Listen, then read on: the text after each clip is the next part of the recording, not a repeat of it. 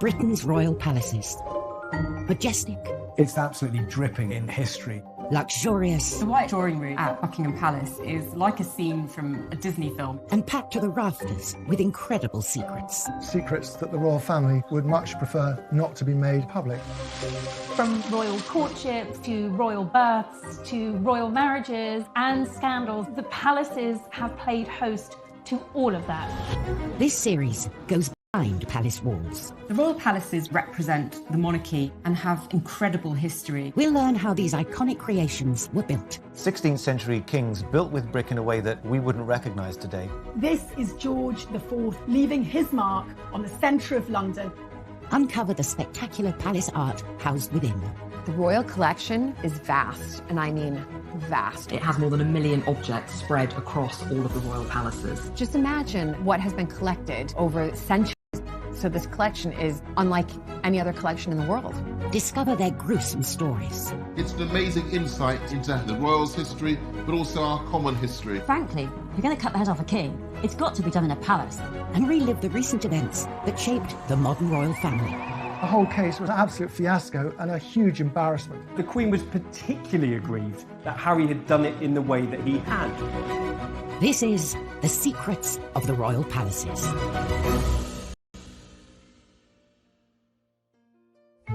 This time, we reveal the troubles behind the tribute to one of Kensington Palace's most famous residents.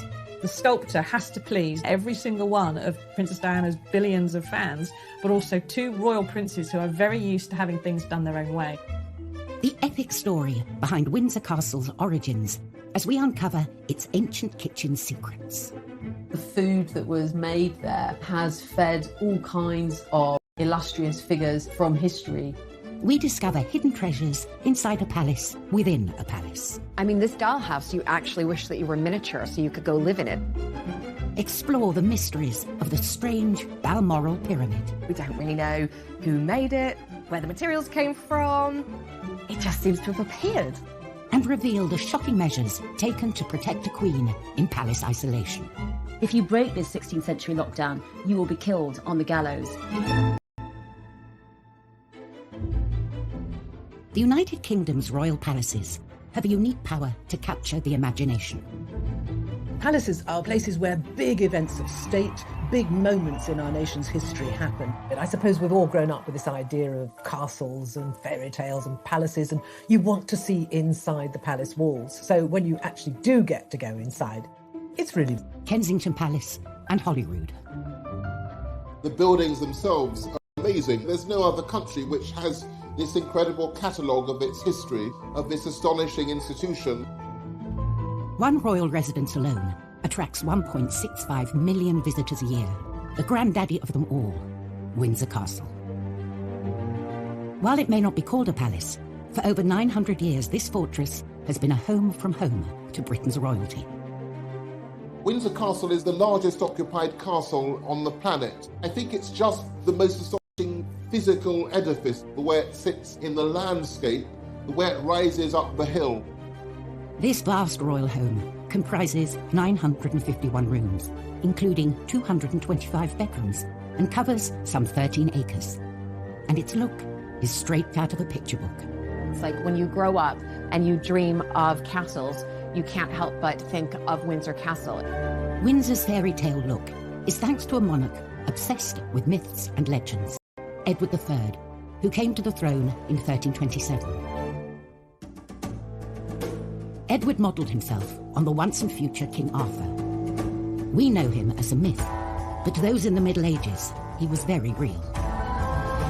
Basically, everyone thought that Windsor had been anciently founded by King Arthur, and Edward tried to capitalise on that by making it the centre of knightlyhood, of chivalry. But Windsor Castle had been neglected by the previous reign and was no Camelot. What Edward III inherited was partly burned out, it was partly in decaying, and it was badly planned. Edward set about transforming Windsor into a palace fortress on a monumental scale. But finding a workforce to build it wouldn't be easy. England was emerging from the grip of the bubonic plague. The Black Death wreaks havoc. It wipes out a third of British population, a third. Let's just bear that in mind, what that actually means. It means it's extraordinarily hard on a practical level for the king to get workers to Windsor. And so he sends out sheriffs to round up talented masons and carpenters, all to come back to Windsor to work on making his castle bigger and better. From 1359, a chronicler says that almost all of the carpenters and masons in England were working on this site. He spent £44,000 creating the basis of a revolutionary palace which had an enormous facade uniting a hall and chapel into something altogether more monumental than had gone before. By 1365, the building works were complete, standing tall at a cost of 22. By the end of his reign, he transformed Windsor into a new type of palace. It was no longer merely a castle with lodgings, it was a palace. And the upper ward had become part of a super fortress with a monumental palace at the heart of it. Every subsequent monarch has some relationship back to Windsor. It is that story of continuity after Edward III's rebuilding which makes it so remarkable. Windsor, the oldest and largest inhabited castle in the world, is still home to around 150 people. Another palace, Kensington, accommodates so many royals, both major and minor, that its family nickname is the Aunt Keep. One of Kensington's most famous and best-loved residents could soon be immortalised here. In 2017, the historic sunken garden at Kensington Palace was transformed into the White Flower Garden in celebration of the life of Princess Diana. We know that Diana was a huge fan of the gardens at Kensington Palace and would stop by after her morning jog to speak to the gardeners, particularly in the sunken garden. For Princes William and Harry, it's a special place too. William and Harry have got bittersweet memories of Kensington Palace. They loved living there with Princess Diana. She really made an effort into making it a home. And it was incredibly touching to see that Harry and Meghan chose to announce their engagement in that exact spot, a nod to Diana and her being part of their celebration. 20 years after her death sparked national mourning and a sea of flowers outside Kensington Palace, William and Harry commissioned a statue of Diana to cement her legacy, an honour almost exclusively reserved for kings and queens. At Kensington Palace, there's a lovely statue of Queen Victoria in her coronation robes, but amazingly enough, it's made in marble by Queen Victoria's daughter, Princess Louise. So if Diana does emerge there as a statue, she'll be in very distinguished company.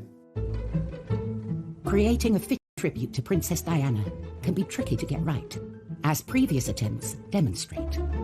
There are some very, very bad Diana statues out there. They haven't really captured Princess Diana as I think the family would want her to be captured. Whether they're made from marble or marzipan, from the sublime to the ridiculous. There's a whole army of Diana statues in China. And who can forget the incredibly tasteless half-naked one that used to be in Harrods at the bottom of the stairs, barefoot with her and Dodie Fayed both releasing a bird into who knows what. Trusted not to add to this list, renowned sculptor Ian Rank-Broadley was given the commission because his design of the Queen adorned every British corner. So he is aware of how to tread the line between an authentic, genuine representation of someone and perhaps slightly flattering a royal ego or two. He's renowned for making very lifelike effigies of people, often naked, but that probably wouldn't be happening in Diana's case. It's a difficult commission because I think she's a very, very hard person to capture in a sculpture. She was so vivid. The sculptor has to please not only every single one of Princess Diana's billions of fans, but also two royal princes who are very used to having things done their own way. All this may go some way to explaining why the statue has yet to materialise. Now, it's 3 years since the boys commissioned this statue. One wonders what is going on. We don't know whether the delay on the statue is it funding? Have there been second thoughts? Do the brothers disagree about the design? And is this further evidence of the fractious relationship between the two of them? The latest news is the statue might finally be unveiled in time to mark what would have been Diana's 60th birthday in 2021. She was arguably one of the most famous people ever to live at Kensington Kensington Palace, so I think it makes complete sense that you would honour her with a statue in the place that was her home.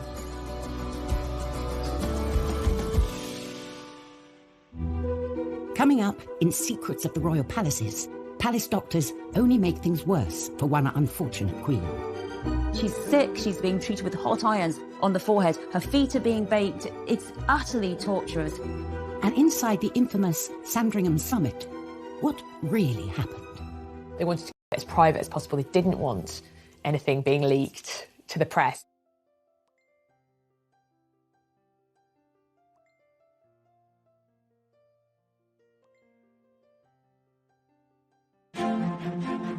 Britain's famous royal palaces, from Buckingham Palace to Holyrood, are homes, workplaces and living monuments. The royal palaces really help represent the monarchy and the stability and longevity. You have centuries of tradition, priceless artefacts, and I think we're very lucky to have them. Windsor Castle has been home to 40 monarchs and has stood for almost 1,000 years. In 1992, a devastating fire broke out, burning for 15 hours and tearing through 115 rooms. Out of the ashes came extraordinary architectural discoveries. In the Great Kitchen, a 19th century plaster and wood ceiling went up in. The archaeologists moved in and used dendrochronology, the science of dating timbers by their tree rings for the years of growth. They revealed something quite extraordinary, that this, in fact, was mostly original to Edward III's building. It had been there for 650 years, and all of the thousands of meals that had been prepared from then until now had been spanned by this astonishing structure. As the kitchen was restored, this medieval wooden roof was allowed to shine through. It's so impressive as a piece of engineering. It had to span a building 80 feet long by 26 feet wide, the equivalent of a great hall in most major medieval houses. It's a very innovative type of construction which allowed the central section to be lifted to let light in and soak out. This discovery makes this one of the oldest working kitchens in the world. Quite amazing that centuries and centuries of cooking have taken place there, and of course the food that was made there has fed all kinds of great illustrious figures from history. The kitchens in a castle, in a royal palace, are the beating heart of that palace.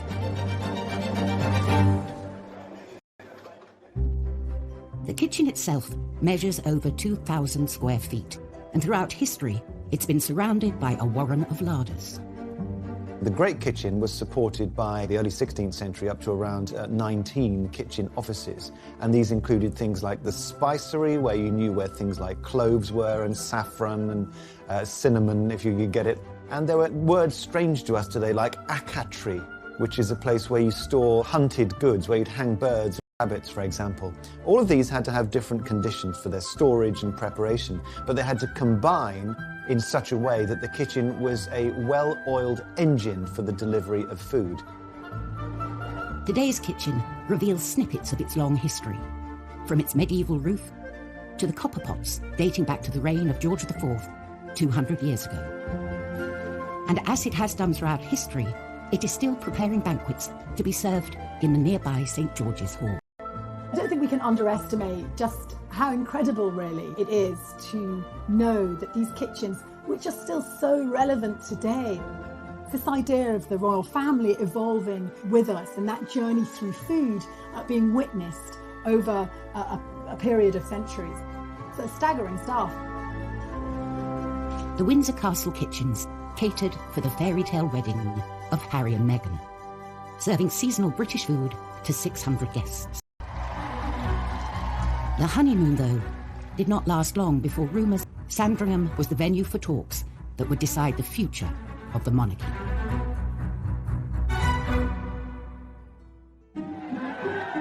Christmas at Sandringham, the Queen's winter residence, is a royal tradition. But in 2019, Harry and Meghan spent the holidays abroad. If you received an invitation from the Queen to come for Christmas, you just don't turn it down. It's accepted that, of course, you will go. All of these rumblings of discontent in the press suddenly seem to be given some credence by the fact that the couple weren't there for Christmas. 2 weeks later, Harry and Meghan released a statement that shocked the family and the world. They were to step back from their royal duties. They basically held a gun to the Queen's head. It really did threaten the very fabric of the monarchy. This was an extraordinary move, unprecedented in the Queen's reign. We very rarely get an insight into the Queen's personal feelings about anything, and yet there were briefings explaining that the Queen felt hurt and upset. They wanted to try and present a united front, and that united front was crumbling faster than the Berlin Wall. The Queen summoned the family. The Sandringham summit was set for the 13th of January. The world's press assembled. The Queen is known for being a cool and a calm head in a crisis, and I think certainly by holding the meeting at Sandringham, it was very much on her terms. The Sandringham summit was the Queen acting as grandmother first of all, and Queen second, I think, trying to bang their heads together and sort it out. There was a notable absentee. One person who wasn't in the room was Prince Philip, with a lot of people suggesting that he wasn't there because he was so angry that Harry had threatened the fabric of the family. He saw it as a dereliction of duty. Harry was a favourite of his. They had a very deep bond between them. He had taken Harry under his wing after Diana had been killed. Meghan was also conspicuous in her absence. She was in Canada and scheduled to dial in. But then certain aides started saying that there may have been a problem with the Wi-Fi in that particular room, which sounded like the perfect excuse for her not being on the call. Apparently, she did speak to Harry several times during the day, but she didn't take direct part in the meeting. The Queen wanted absolute privacy and chose the secluded Long Library, the location of her first televised Christmas address.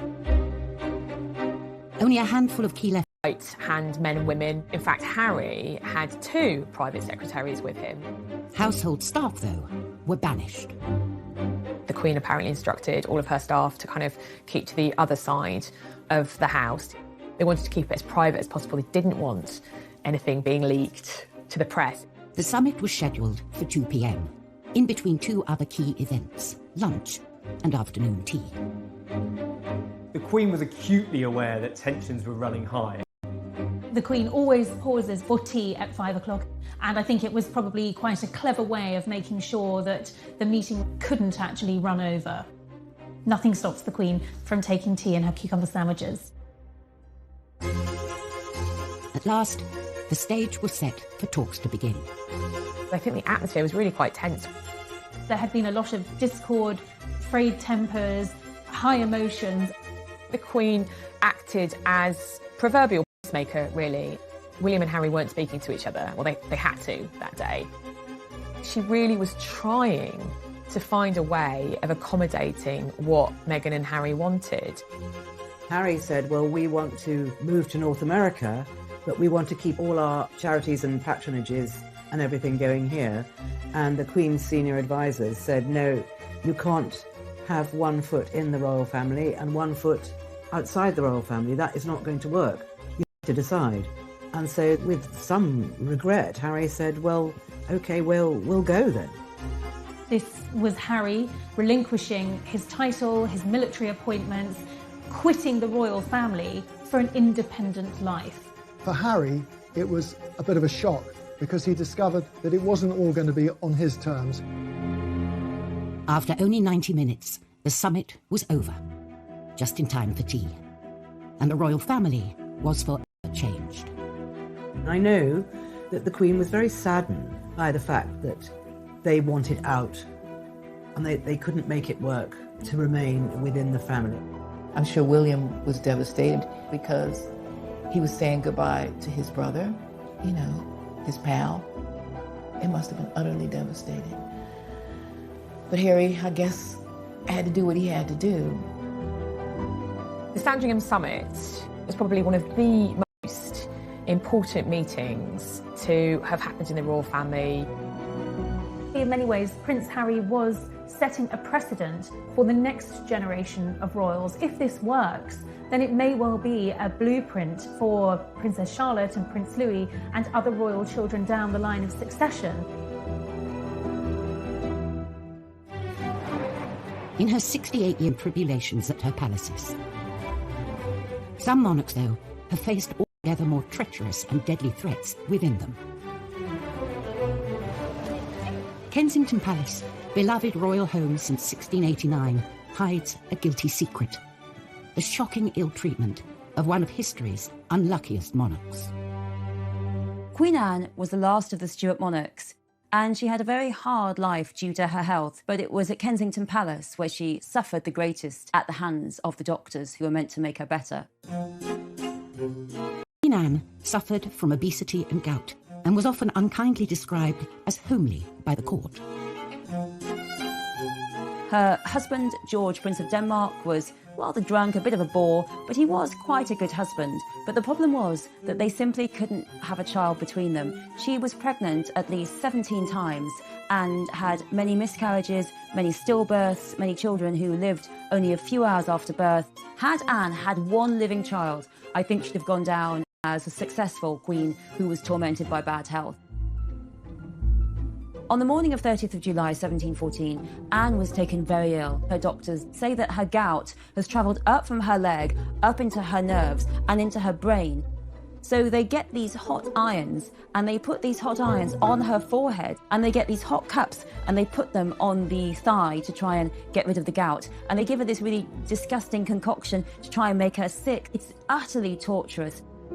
And she drifted off into death with no help from these doctors who should have been keeping her comfortable, looking after her. And one of her doctors, Dr. John Arbuthnot, said that he thought that no weary traveller could have wanted to rest more than she could, because she was simply exhausted by all her ill health.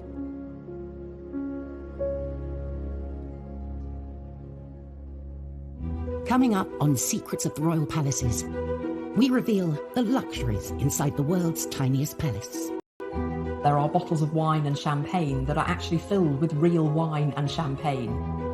So just in terms of the miniature wine collection, it's probably worth a fortune. And the incredible story behind grieving Queen Victoria's monument to her lost love. To put the whole of Albert in gold was very extravagant and somewhat controversial.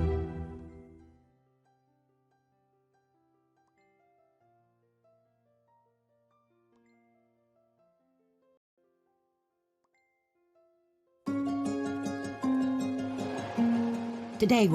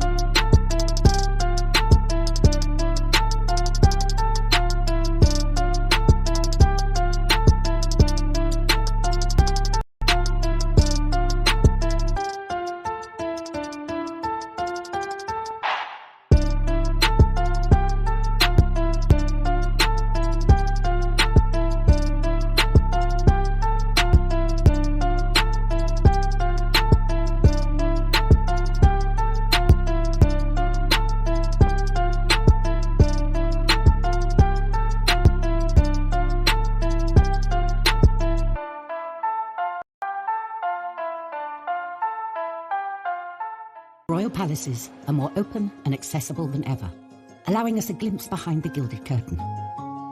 And every artifact tells a story. There are more than 1 million pieces in the royal collection. It's the largest private art collection in the world. It encapsulates the history of our nation and of the monarchy. And every sculpture, every vase is precious and priceless. In Windsor Castle's collection, there's a perfect snapshot of royal life 100 years ago. Queen Mary's doll's house. This is one of the most popular, best-loved objects in the whole of the royal collection. It's a doll's house version of a palace. And that might sound like something for a child to play with, but this is absolutely not a toy. Built in the 1920s, the doll's house was an inspired present from the king's cousin, Princess Mary Louise, to his wife Mary. Queen Mary really enjoyed miniatures. She loved having these teeny tiny objects that were replicated from real items, but on a small scale. Showcasing contributions from 1,500 of the finest craftsmen and manufacturers of the day, this was not your average doll's house. When it's closed, it's already quite a big object. It's 5 feet tall, but when you open it up, it's completely astonishing. You almost don't know where to look first. There are more than 20 rooms. Instead of opening up from the front like a traditional doll's house does, the whole cellars, a garage, a vault, kitchens. It's simply the most spectacular doll's house anywhere in the world. Even more surprising, there's a drawer underneath that slides out with a perfect miniaturist garden inside. Each room of this idealised palace is a treasure trove. Real objects from Windsor Castle were painstakingly replicated at a 1:12 scale, including more than 700 paintings. Artists were sending in copies of paintings they knew were in the royal collection, but they're done on a 1/12 scale with all the skill you see in the original. Real jewellery makers and goldsmiths were actually employed to make this miniature version of the crown jewels. The library would be the envy of any book lover. There are over 500 miniature books in the library, and these include everything from the complete works of Shakespeare to the Bible. From chandeliers and intricate woven carpets to vinyl records to doorknobs, no detail was too small. The tiny palace boasted luxury facilities the average Brit could only dream of in their own home. And they really worked. Electricity was installed throughout the house, controlled by minuscule little light switches. There was even a working lift, and there were taps that had proper hot and cold running water. Astonishingly, even the cellar was the real deal, stocked with over 1,200 mini bottles. There are bottles of wine and champagne that are actually filled with real wine and champagne. They were selected according to vintage. So just in terms of the miniature wine collection, it's probably worth a fortune. All of the pieces that we know of today are still working, and it's carefully cared for at Windsor Castle, where it remains on display today.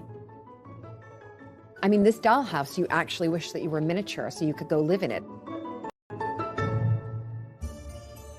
Being safely tucked away inside a real-life palace, like Windsor Castle, is certainly appealing. Even more so in times of crisis. And when mortal danger threatens, the royals pull up the proverbial drawbridge. March 2020. As a deadly infectious disease swept the country, it was announced the Queen would self-isolate inside Windsor Castle. A move that echoed her namesake, Elizabeth I, who was forced to do the same some 470 years earlier. Bubonic plague in England. It's been circulating around Europe, but this is a particularly virulent and cruel strain. Elizabeth has only just recovered from smallpox, and now there's a possibility that she could die of plague. It's a brutal, miserable death. London is seen as the eye of the storm. Elizabeth has all these lovely palaces like Greenwich, or places like Richmond and Hampton Court. She decides none of those are far enough from the plague. Elizabeth flees to Windsor Castle, and every attempt is made to protect her there. They set up a gallows in Windsor. And that gallows is for any Londoner who tries to flee from London and go to Windsor, because they are thought to be carrying the plague. There's no breaking this 16th century lockdown. And if you break this 16th century lockdown, you will be killed on the gallows. And this actually works well. Elizabeth doesn't catch the plague. She is protected. And when the plague itself has subsided and many, many people have died, she can emerge and be queen once more.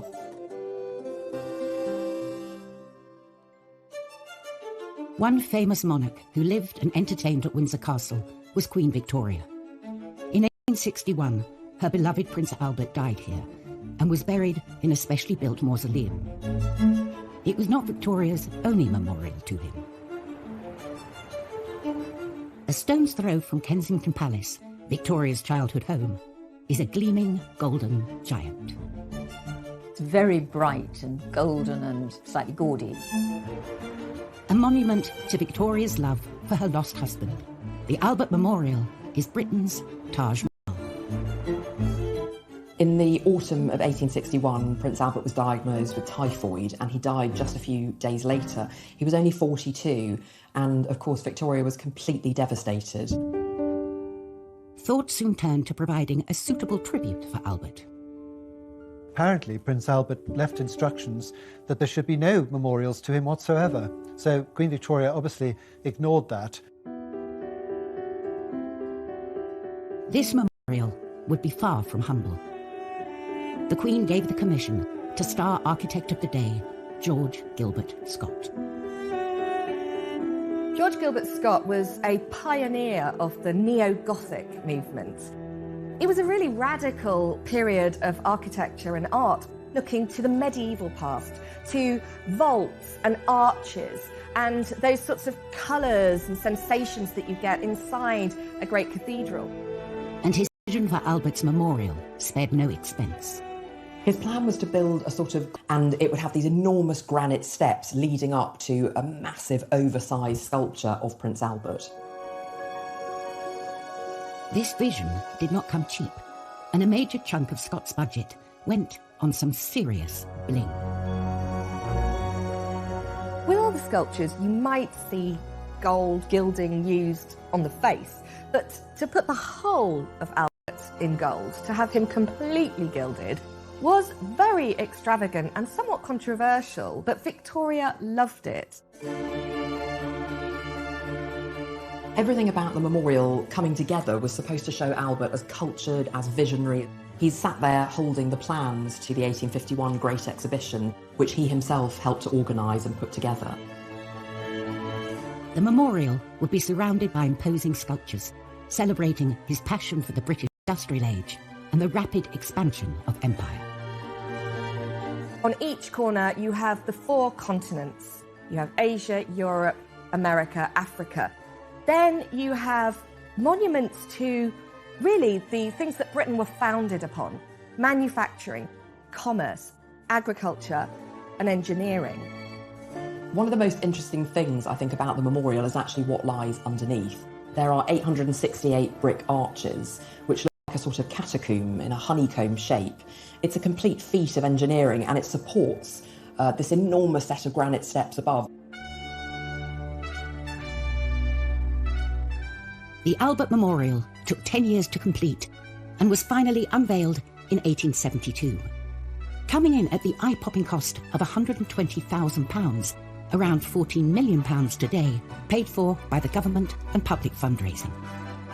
It's a really hugely ambitious memorial. It's about a vision outwards and forwards. But I love the fact that it's also, on another level, a really intimate gesture of the deep love and the lovesickness of Victoria after Albert's death. Still to come on Secrets of the Royal Palaces, the other Albert Memorial, we discover the mysterious Balmoral Pyramid. It is really not what you would expect to see in the middle of the Scottish Highlands. And we reveal the secret structures of the chapel at Windsor Castle. There are no mistakes in this building. There's absolute refinement in the way that the bases of the columns produce shafts that rise through the architecture, around the vaults, and then back again.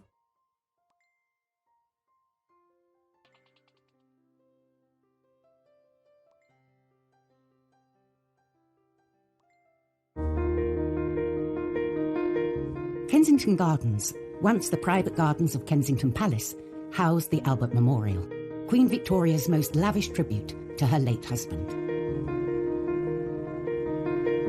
500 miles away, in the grounds of Balmoral Castle, Victoria commissioned an altogether more private and mysterious monument. It's like being immersed in a different world going up to Scotland. This was their patch where they could do things how they liked. Hidden beneath these trees lies something more at home in Egypt than the Highlands.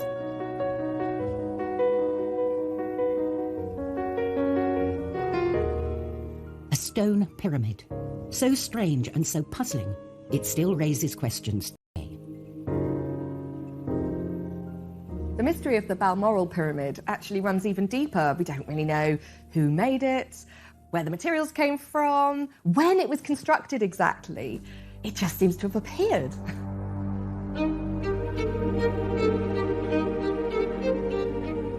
It's a pyramid of rough-hewn stone built into the ground. It's completely unembellished. It looks ancient and it has a kind of solemnity, quietness about it. Totally different from the Albert Memorial in Kensington Gardens.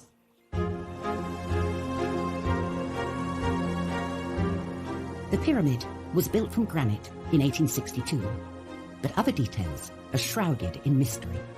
We still don't know who built it or how. The inscription reads his broken-hearted widow, Victoria R., 21st of August, 1862. I think Albert would have loved the Balmoral Memorial, probably more than the Albert Memorial in London, because it's truer to this sense of his curiosity across time. The Balmoral Pyramid is apparently inspired by traditional cairns. Interestingly, this cairn isn't the only one on the estate at Balmoral. Cairns have been used to mark burial sites in Scotland since prehistoric times. Cairns have an ancient history. It's the idea of piling up stones one upon the other as a lasting memorial, and they have a particularly strong presence in Scotland. Victoria knew this. But Albert's cairn is one of a kind. The thing that's different about the Albert one is it is very smooth. Its simplicity and its symbolism are so powerful. I think just the fact that they're located away from everybody as a place where Victoria could privately remember her husband too, there's something very powerful about that. Victoria's preoccupation with the afterlife was not unusual. Religion and monarchy are inextricably linked. A royal chapel is as important to any palace as a banqueting hall or shiny gates. All royal chapels, though, were not created equal. Within the grounds of Windsor Castle stands an extraordinary building. It's the place where the royal family mark some of the most important moments in their lives. St George's Chapel, I mean, it's almost a joke that it's called a chapel. It's a thumping great building, and it's the first thing you see, literally, when you arrive. And it's one of the most stunning spaces within all the royal palaces. This is the kind of show-stopping piece in that fortified citadel. The chapel was the brainchild of Edward IV, a Yorkist king who seized the English throne during the War of the Roses. He'd won the crown, but he realised his palaces were missing something important. Edward IV had a big problem, because where was he to be buried? Where was his family to be buried? Westminster Abbey had been the traditional resting place of English monarchs, but it was filling up. Edward set about building a new royal burial site at Windsor. He wanted a place where he could ultimately be laid to rest, but importantly, his family, his dynasty could be commemorated. Edward died in 1483, and although he never saw St George's Chapel finished, he was the first to use it.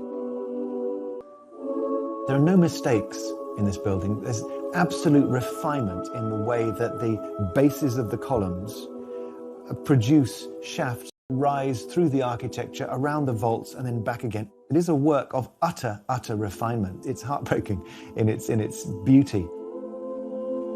When the stained glass glowed and when the paint was fresh, It must have been like a boiled sweet. St George's Chapel is now the burial site of 10 monarchs. For the Queen, it's a deeply personal site. Both her parents and her sister Margaret lie at rest here. But this building is more than a mausoleum. For over 500 years, it's been a place where the nation can share in the royal family's joy.